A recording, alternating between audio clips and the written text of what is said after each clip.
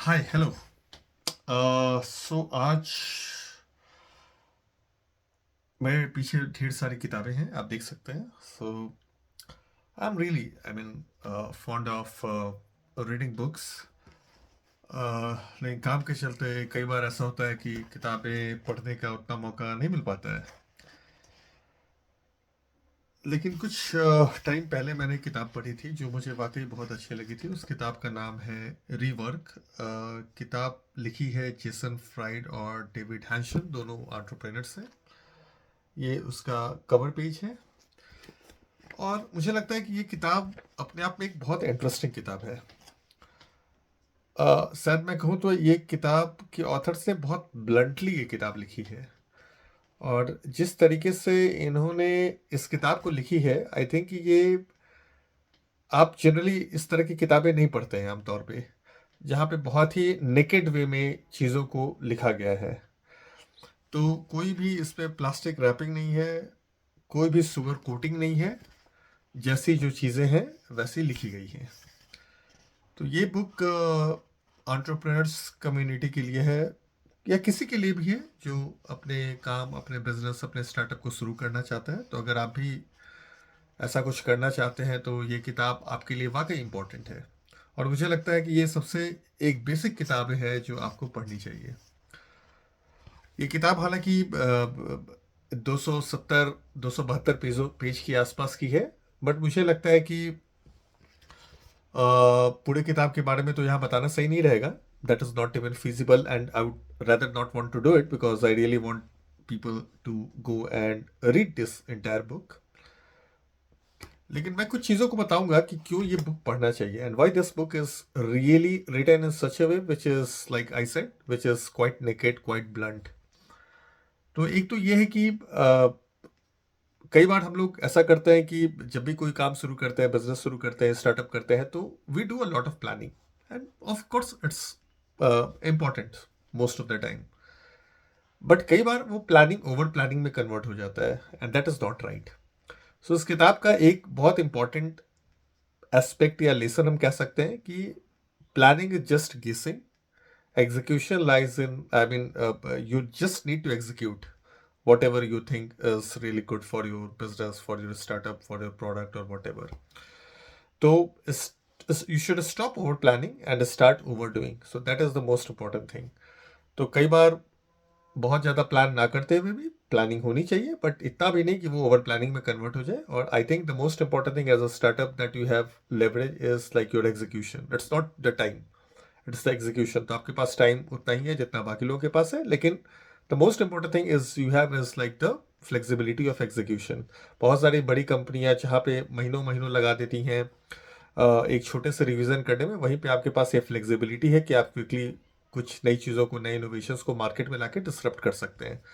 तो वो प्लानिंग से नहीं होती है, वो ओवर प्लानिंग से नहीं होती है। Planning is significantly important, but वो ओवर प्लानिंग की जगह पे हम ओवर इम्प्लीमेंटेशन करें, ओवर डूइंग करें। तो that is one of the most important lesson जो इस बुक के ऑथर ने लिखा है।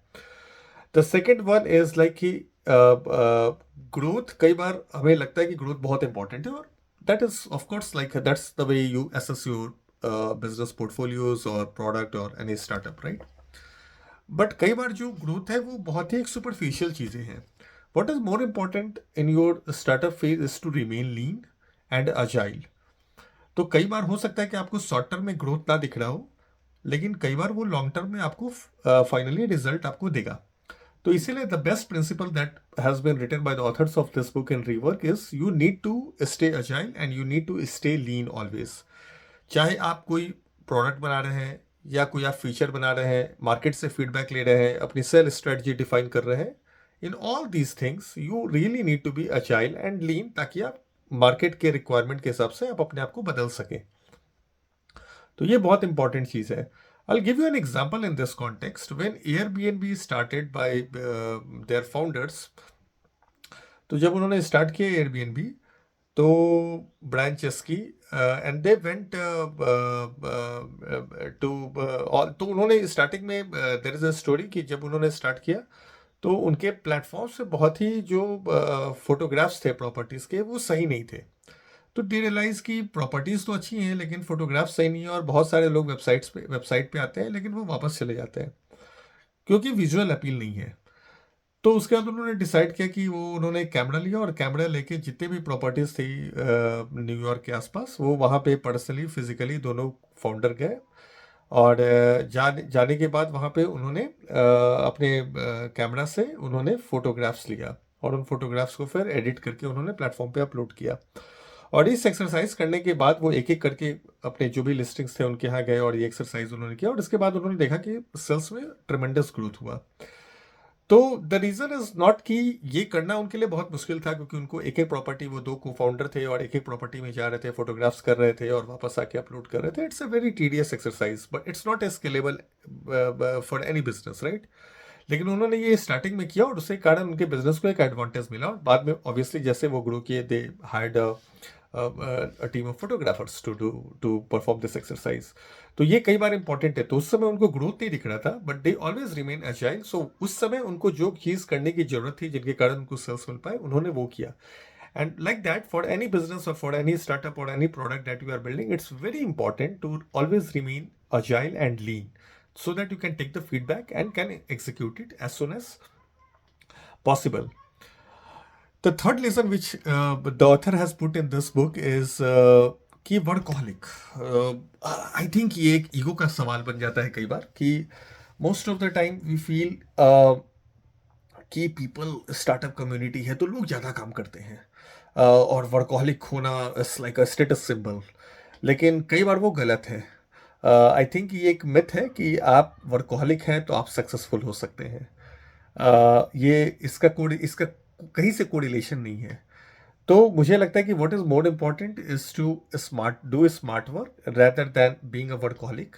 कई बार ये डिमांड होता है कि आपके पास स्टार्टअप में काम बहुत होता है, you need to look into 360 degree different things. तो आपके पास डेफिनेटली टाइम की कमी होती है, and that's completely, I am in agreement of that. But कई बार ये होता है कि आप just for the sake of कि it's a status symbol and workaholic होना ही स्टार्टअप में एक सक्सेस क्राइटेरिया है, तो वो बिल्कुल गलत है।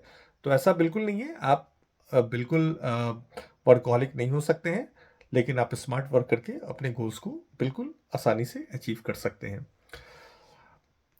जो नेक्स्ट लेसन इस ऑथर्स ने अपने बुक में दिया है, वो है कि get rid of all unnecessary meetings.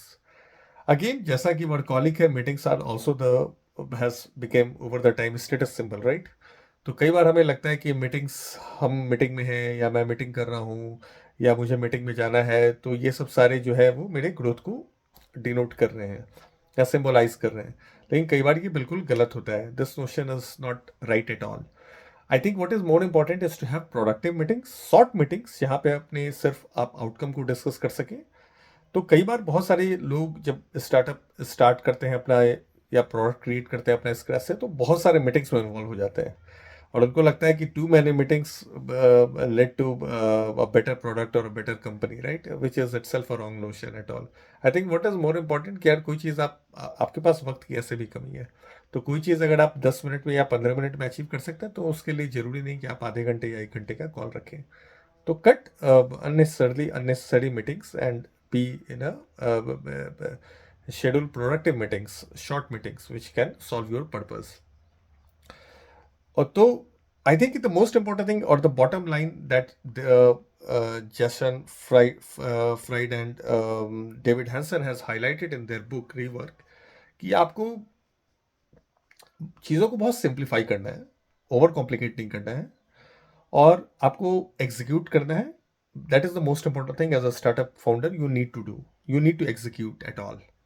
और लास्ट में जब आप सिंप्लीफाई चीज़ों को कर लेंगे और जब आप चीज़ों को एग्जीक्यूट करना शुरू करेंगे, तो धीरे धीरे आप सफलता की ओर बढ़ते चलेंगे।